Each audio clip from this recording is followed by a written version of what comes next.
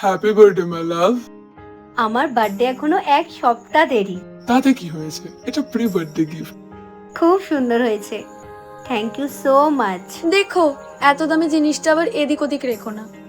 কোনোদিন তো বাপের বাড়িতে দেখোনি, একটু সাবধানে রেখো, বুঝলে? মা, বলছি কাল তাহলে আমরা একটু সকাল সকাল বেরাবো। কোথায় যাবো কাল আবার? ওই যে আমাদের বাড়িতে পুজো আছে, মা নিমন্ত্রণ করলো না আমাদের সবাইকে, তাই। না গো বৌমা, আমি আবার খোলামেলা ছাড়া শুতে পারি না।